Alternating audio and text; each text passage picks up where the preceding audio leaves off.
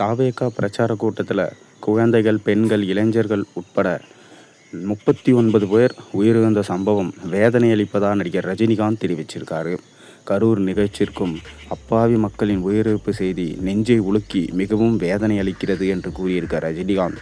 உயிரிழந்தோரின் குடும்பத்திற்கு எனது ஆழ்ந்த அனுதாபங்கள், காயமடைந்தோருக்கு ஆறுதல்கள் மற்றும் அவர்களுக்கு தேவையான உதவிகள் என்னால் செய்து தரப்படும் என்கின்ற கோரிக்கையும் வச்சிருக்காரு. தமிழக வெற்றி கழக தலைவர் விஜயின் கரூர் பிரச்சார கூட்டத்தில் சிக்கி 39 பேர் உயிரிழந்திருக்காங்க. கரூரில் விஜயை பார்க்க அதிகளவு கூட்டம் கூடிய நிலையில் கூட்ட நெரிசலில் சிக்கி பலரும் மயக்கம் அடைஞ்சிருக்காங்க. இதன்பின் உடனடியாக தண்ணீர் கொடுக்கப்பட்டு ஆம்புலன்ஸ் வர வைக்கப்பட்டது. இதன்பின் மயக்கமடைந்த பலரையும் ஆம்புலன்ஸ் மூலமாக மருத்துவமனைக்கு அனுப்பி வச்சிருக்காங்க. இதன்பின் மருத்துவமனையில் சிகிச்சை பலனின்றி 39 பேர் உயிரிழந்திருக்காங்க. பெண்கள், இளைஞர்கள், குழந்தைகள் உட்பட பல்வேறு தரப்பினரும் உயிரிழந்த நிலையில் முதல்வர் ஸ்டாலின் உடனடியாக தலைமை செயலகத்தில் அவசர மீட்டிங்கில் ஈடுபட்டிருக்காரு. இதன்பின் ஸ்டாலின் அங்கு சென்று அனைவருக்கும் ஆழ்ந்த இரங்கல்களையும் மற்றும் அவர்களுக்கு தேவையான உதவிகளையும் செய்து கொண்டு வராரு.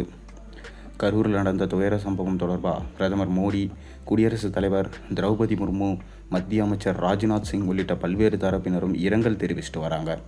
அந்த வகையில் நடிகர் ரஜினிகாந்த் கரூர் நிகழ்ச்சிக்கும் அப்பாவி மக்களின் உயிரிழப்பு செய்தி நெஞ்சை உலுக்குது, மிகவும் வேதனை அளிக்கிறது. உயிரிழந்தோரின் குடும்பத்தினருக்கு எனது ஆழ்ந்த அனுதாபங்கள், காயமடைந்தோருக்கு ஆறுதல்கள், மேலும் அவர்களுக்கு என்னால் முடிந்த நிதி உதவி தருவேன் என பதிவிட்டிருக்காரு.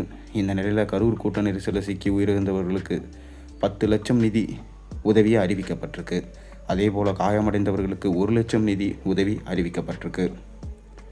கரூர் அரசு மருத்துவமனையில் அனுமதிக்கப்பட்டவர்களுக்கு சிகிச்சை அளித்த சேலம், நாமக்கல் உள்ளிட்ட மாவட்டங்களில் இருந்து மருத்துவமனைகள் அழைக்கப்பட்டிருக்காங்க. காயமடைந்த மருத்துவமனையில் அனுமதிக்கப்பட்டவர்களுக்கு சிகிச்சை அளிக்க மாவட்ட நிர்வாகத்தை தமிழக அரசு முடக்கி விட்டிருக்காங்க. மேலும் கண்டிப்பாக காயமடைந்தவர்களுக்கு மட்டும் இல்லாமல் உயிரிழந்தவர்கள் போன்ற அனைவருக்குமே என்னால் முடிந்த உதவிகளை செய்வேன் என ரஜினிகாந்த் சொல்லியிருக்காரு.